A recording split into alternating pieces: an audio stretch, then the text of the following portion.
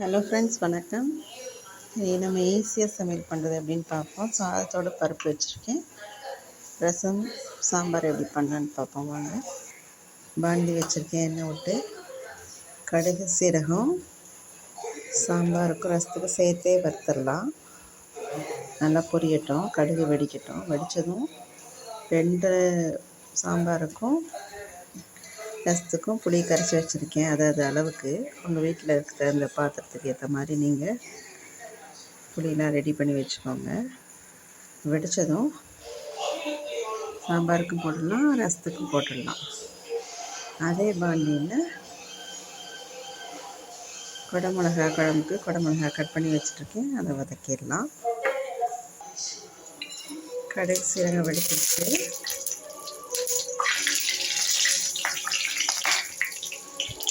இதான் ரசத்துக்கு போட்டுடலாம்.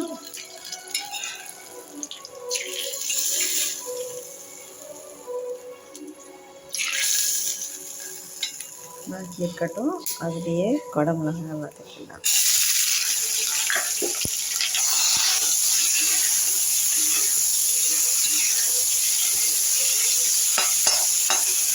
இது வதங்கட்டும். இது வதங்குற நேரத்தில் சாம்பாருக்கும் ரசத்துக்கும் தேவையானதெல்லாம் 2 சேர்த்து போட்டுட்டிங்கன்னா ஈஸியாக வேலை முடிஞ்சிடும்.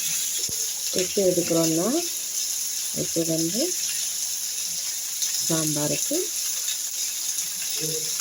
ரசத்துக்கு மஞ்சப்பொடி, சாம்பாருக்கு ரசத்துக்கு பெருங்காயம்,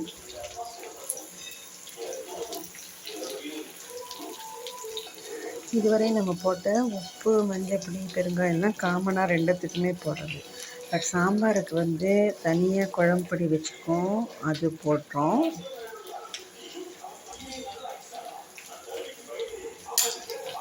ரசத்துக்கு தனியாக ரசப்பொடி வச்சுருக்கேன், அது போடுறேன். சில வீட்டில் குழம்புப்பொடி போட்டு கொஞ்சமாக போட்டு மிளகு சீரகம் பொடி தனியாக வச்சுருப்பாங்க, அது போடுவாங்க.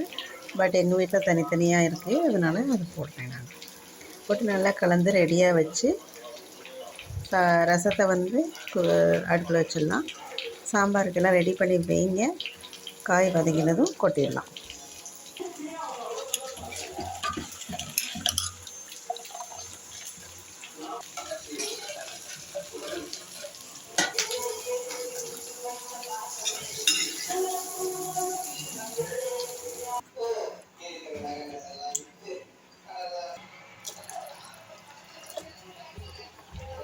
ஆல்ரெடி குக்கரில் சாதமும் பருப்பும் வச்சாச்சு.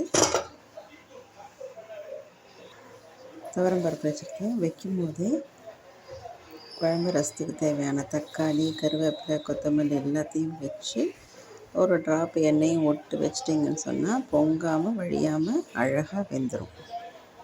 பருப்பை நல்லா ஒரு டம்ளர் தண்ணி விட்டு நல்லா அதை ஏற்கனவே நல்லா வெந்திருக்கு. ஒரு தடவை நல்லா கரைச்சிக்கோங்க. கரைச்சிட்டு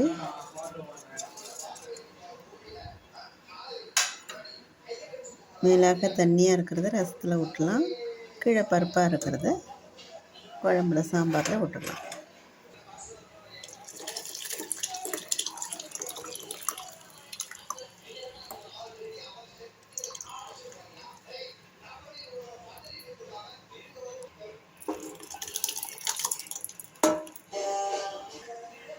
இல்லை, எனக்கு பருப்பு வேணும்னாலும் எடுத்து வச்சுக்கலாம். இந்த ஸ்டேஜில்